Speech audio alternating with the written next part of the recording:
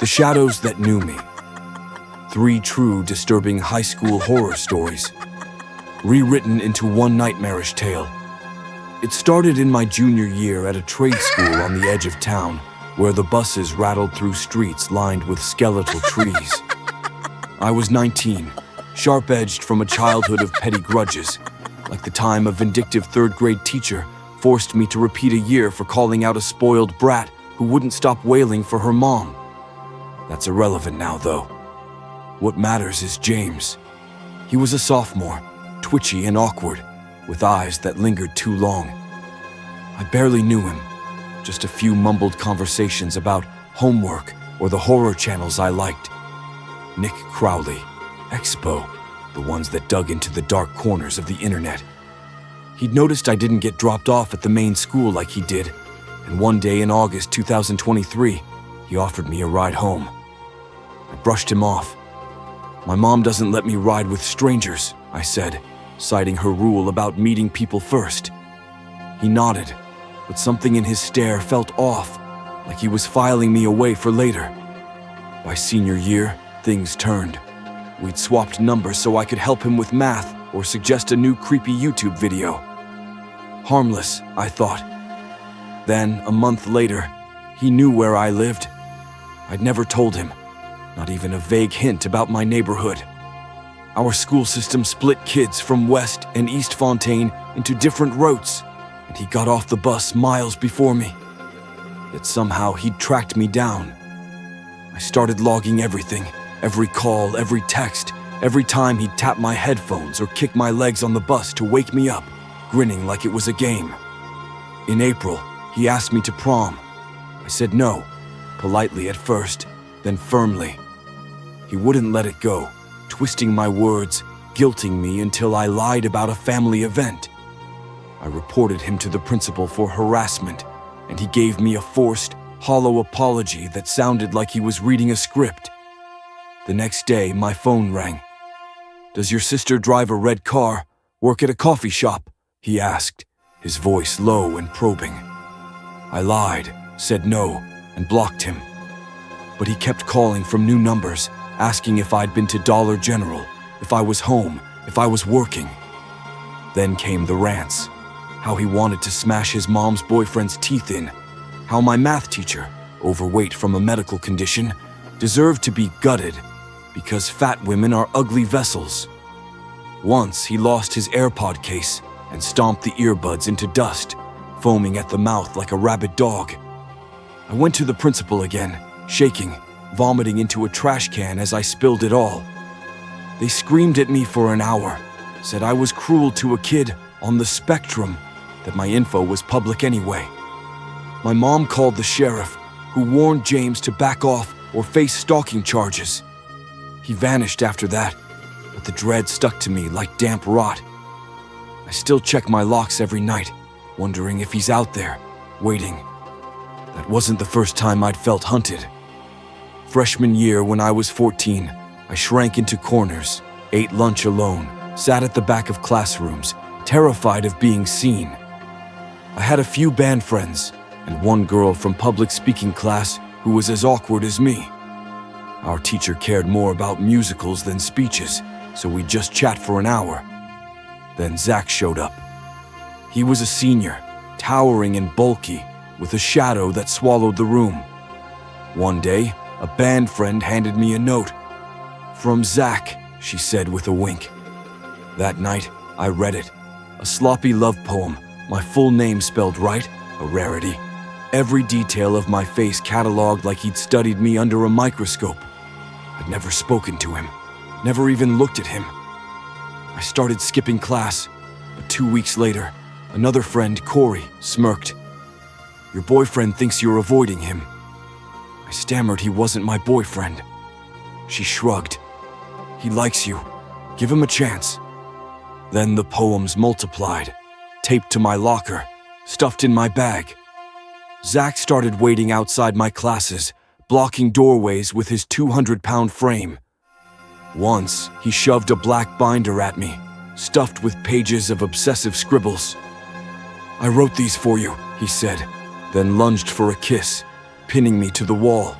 His breath was sour, his grip iron. I mumbled about being late and fled. He didn't stop, lurking by my brother's car after school, wandering my neighborhood, peering into windows like he could smell me. One night, after a pit orchestra gig, he grabbed me in the parking lot. "Love transcends time," he whispered, his hand snaking around my neck. "Run away with me. Marry me." I froze, but a friend yanked me free, laughing it off like a joke. I didn't laugh. I spent the rest of the year dodging him. Back doors, group walks, a maze of paranoia. Years later, at 21, I learned he'd been arrested. Explicit content, molestation charges, some victims my old friends. His published poetry books still float online, my name etched into every line. I see his face in every shadow now, and I wonder if jail can hold a ghost. The worst came later, after I'd moved 7 times by freshman year. I'd stitched together a friend group, middle school holdovers who stuck with me into high school. Sam was older, nearly 4 years ahead, a hulking figure from band who joined us through a mutual friend. He was kind at first, intimidating but gentle. My home life was a wreck, so I'd linger on campus until dusk, walking home with friends. One cold night, Sam offered to walk me alone. He mentioned a girl in California he hadn't walked home, how something horrible happened. I let him escort me. We got close after that, late-night texts about his depression, my clumsy attempts to help. Then he asked me out, strumming a Disney song on a ukulele in the cafeteria. I was dating someone else, an abusive jerk, but a shield, so I said no. Sam's face twisted, a quiet, twitching rage. Soon, I'd spot him trailing me, on the street, between classes, always at a distance. He'd ramble to friends about that girl in California, molding her into me. Brown curly hair, blue eyes, my name, my birthday, January 24th. Each retelling grew sicker, a mugging, a knife, her bleeding out in his arms as he stabbed the attacker with a broken bottle. One day he collapsed at school, sobbing. I found him curled up, and he spilled it all, how we were attacked in California, how he'd killed for me. Fantasy or not, I didn't care. I ran to the counselor with friends, begging for help. They didn't listen, called Sam in, dismissed it as a lie, told me I was safe. I wasn't. I clung to my boyfriend's violence for protection, checked every corner, wrote panicked journal entries as Sam's shadow loomed closer. Last week, I saw them again. James, Zach, Sam. Not in person, God, I hope not, but in the dark. My room's pitch black at night, but I woke to whispers, a rhythmic tapping on the window. I peeked through the blinds, nothing but trees swaying in the wind. Then my phone buzzed, 3 blocked numbers, each leaving voicemails. James' voice hissed about my sister's red car. Zach recited a poem, my name slithering through static. Sam sobbed about California, a knife and blood. Yesterday I found a note under my door, no mail slot, no explanation. Just 3 words in jagged ink. We see you. I haven't slept since. The air feels thick now, like something's watching, waiting. And I swear, when I walk past the mirror, their shadows flicker behind mine, the weight of their eyes. It began with James, a sophomore with a stare that clung like damp cloth. I was 19, in my senior year at trade school, when he started unraveling. We'd swapped numbers months earlier, me helping him with math, tossing out horror channel recommendations like Nick Crowley or Expo. Harmless, I thought. Then he turned venomous. One day he called me, voice trembling with rage, ranting about our math teacher. She needs to be gutted, he spat. Overweight, disgusting, a horrible vessel for babies. She wasn't heavy from diet. A medical condition bloated her with estrogen, but he didn't care. His words dripped with hate, sharp and unhinged. Then came the AirPods. He'd lost the case, and I watched him stomp them into shards on the bus, his foot slamming down again and again, spit foaming at the corners of his mouth. His eyes locked on mine, wild, like he wanted me to feel the violence too. I started documenting it all, every call, every outburst, because I knew something was wrong, deeply wrong. I went to the principal and the liaison, my voice shaking as I spilled it. The rants, the stalking, how he'd somehow found my address without me ever telling him. They didn't listen. For an hour, they berated me in the conference room, shouting that I was mean to a kid on the spectrum, that my info, my mom's, my sister's, was public anyway. I cracked. Panic clawed up my throat, and I vomited into the trash can, gagging while they glared. My mom told me to call the sheriff when I got home. He went to James's house, told him to knock it off, said I could press stalking charges. James disappeared after that, or so I thought.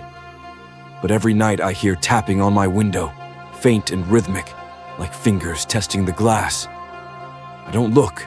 I can't. Years earlier, freshman year, I was 14 and invisible, or tried to be. I ate lunch alone, hid in the back of classrooms, terrified of being noticed. Public speaking class was my refuge. The teacher, obsessed with musicals, never made us speak. I'd sit with a friend, an awkward girl like me, and talk until the bell. Then Zach ruined it. He was a senior, tall and hulking, a shadow that loomed behind me in class. I'd never spoken to him, barely registered his existence. One day a band friend handed me a note between classes. "From Zach," she said, winking. That night, alone in my room, I unfolded it. Sloppy handwriting sprawled across the page, a love poem listing my eyes, my hair, my full name spelled perfectly, a detail even my friends often botched. My undying love, it ended. I'd never told him my name, never even met his gaze. The next day, I saw him waiting outside the classroom, his bulk filling the doorway. His lips twitched into a smile, like he knew I'd read it. I started skipping class, but the notes kept coming, slipped into my locker, tucked under my books. Each one was worse, more detailed, more possessive, like he was peeling me apart in his mind. I'd catch him in the halls, staring, his shadow stretching too long against the lockers, like it moved before he did. One night, I woke to a scratching sound outside my window. I peeked through the blinds, nothing but darkness. Then my phone buzzed, a blocked number. A voicemail played, his voice low and trembling. "I see you. Always." I deleted it, but the next night, it happened again. And again. Each time the scratching grew louder, closer, like nails on wood. Last week, it tied together. I found a crumpled note under my door. No mail slot, no way it should have been there. 2 sets of handwriting. James's jagged scrawl, "I know where your sister works." And Zach's sloppy cursive, "You're mine forever." At the bottom, a smeared fingerprint, dark and tacky, like dried blood. Now when I walk home, I feel them. James's foam-flecked rage, Zach's towering obsession. They're in the wind, the shadows, the creak of the floorboards. Last night, I saw my reflection in the mirror, and for a split second, their faces flickered behind mine, pale, smiling, waiting. I don't know if they're alive, dead, or something else, but they're here, and they won't let me go. The boy who knew too much. I was 14, a freshman who shrank from the world. No social media, no spotlight, just a quiet corner in public speaking class where I'd chat with a friend for an hour, safe from the teacher's obsession with musicals over speeches. I didn't talk to strangers. My anxiety wouldn't let me. So when Zach, a senior, a hulking figure who sat behind me, sent that first note, it tore through my fragile calm. It came via a band friend, a clarinet player named Corey, who handed me the folded paper with a wink. "From Zach," she said. I I didn't open it until I was alone in my room that night, the house silent. The handwriting was messy, sprawling, a poem detailing my eyes, my hair, my full name spelled perfectly, a feat even my closest friends fumbled. My undying love, it ended. I'd never spoken to him, never even turned around in class to meet his gaze. I had no online footprint for him to scrape, no way he could have known me. Yet he did. I started skipping public speaking, ducking into bathrooms or empty stairwells to avoid him. 2 weeks later, Corey cornered me in the hall, smirking. "Heard you've been ditching. Good girls don't ditch." I laughed it off, but she pressed on. "Your boyfriend thinks you're avoiding him." I froze. "Zach's not my boyfriend," I said, voice tight. "He's nice," she insisted. "He likes you a lot. Give him a chance." I mumbled I'd think about it and bolted, dread pooling in my gut. That's when it escalated. Another poem appeared, taped to my locker, longer, more intimate, tracing the curve of my jaw, the way I tucked my hair behind my ear. He started waiting outside my classes, his 200-pound frame blocking doorways, forcing me to squeeze past him. Once he shoved a black binder into my hands, thick with pages. "I'm a writer," he said, voice low and proud. "These are for you." I flipped through, dozens of poems, some in red ink, others with doodles of hearts and eyes that felt alive, watching me. I stammered thanks, too scared to snap, and he took it as permission. He lunged, pinning me to the wall, his lips crashing against mine. His weight crushed me, his breath hot and sour. When he pulled back, grinning like he'd claimed me, I muttered about being late and ran. I didn't tell anyone, not when he lingered by my brother's car after school, scanning the lot like a predator. Not when I saw him prowling my neighborhood, head tilted as he studied each house, searching for mine. I changed my routes, slipped out back doors, held my breath in shadows. The school year was almost over. He'd graduate, I told myself. It'd end. It didn't. A month later, after a midnight pit orchestra performance, I was heading to a friend's car outside Village Inn when hands seized my waist.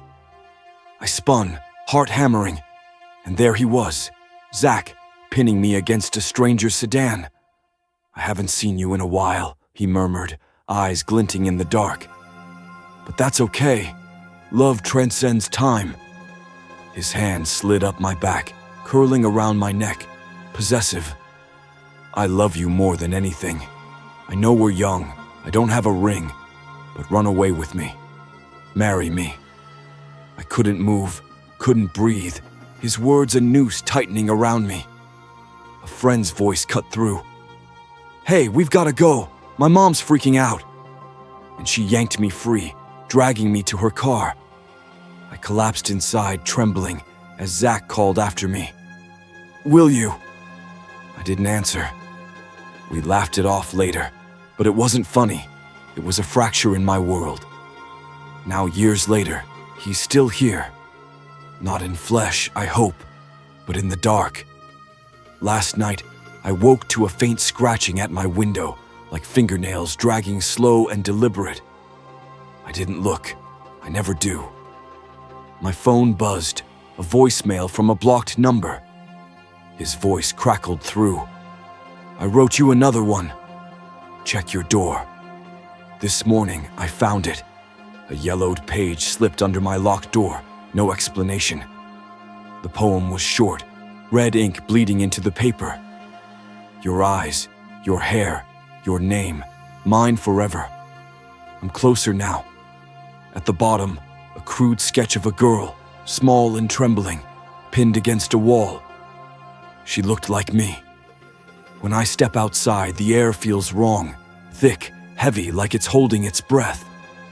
Footsteps echo behind me, but no one's there.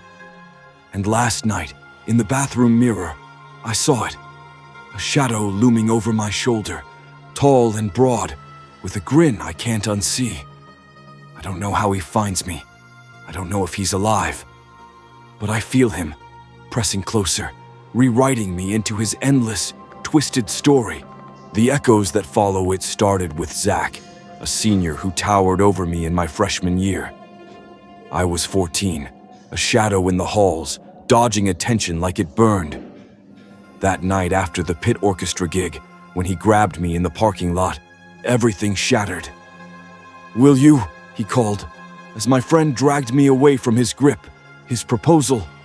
"Run away with me, marry me," still ringing in my ears. I stammered something dumb about thinking it over, desperate to escape his 200-pound frame pinning me to that car. We laughed it off later, tires screeching away from Village Inn, but the fear stuck. For the rest of the year, I became a ghost in my own life. I mapped zigzagging routes between classes, clung to groups when I walked to my brother's car, never alone. Zach was everywhere, outside classrooms, by the parking lot, roaming my neighborhood, his eyes raking over houses like he could sense me inside. I never told anyone. An 18-year-old stalking a kid wasn't okay, but my voice felt locked away, swallowed by panic. I thought it'd end when he graduated. Years later, at 21, my Facebook lit up with messages from old friends. "This is creepy. Are you okay?" Links flooded into a news article. Zach had been arrested. Explicit content on his computer. Multiple molestation charges. Some victims were girls I'd known, freshmen when I was a senior. My stomach twisted. Had he targeted them because of me? He's been in jail a long time now, but his books still haunt the internet. Hundreds of poems dedicated to me, my name carved into every line. I thought I'd escaped. I hadn't. Then there was Sam. I'd moved 7 times by freshman year, stitching together a tight friend group from middle school. Sam, 4 years older, joined us through band, a hulking, heavy-set guy who seemed gentle at first. My home life was a mess, so I'd linger on campus until dusk, walking home with friends. One cold night, the others peeled off early, and Sam offered to walk me. "Back in California," he said, voice low. "I didn't walk a friend home, and something horrible happened." He didn't elaborate. I let him escort me. We got close after that. Late-night texts about his depression, me trying to help. Then he asked me out, strumming a Disney song on a ukulele in the cafeteria, all eyes on us. I was dating someone, an abusive jerk, but a shield, so I said no. Sam's face went still, a quiet, twitchy anger flickering in his eyes. Soon, I'd spot him trailing me, on the street, switching directions to follow, between classes, shadowing me at a distance. I cut back on group hangouts, but he only got closer, bolder. He knew where I lived. He started talking to mutual friends about that girl in California.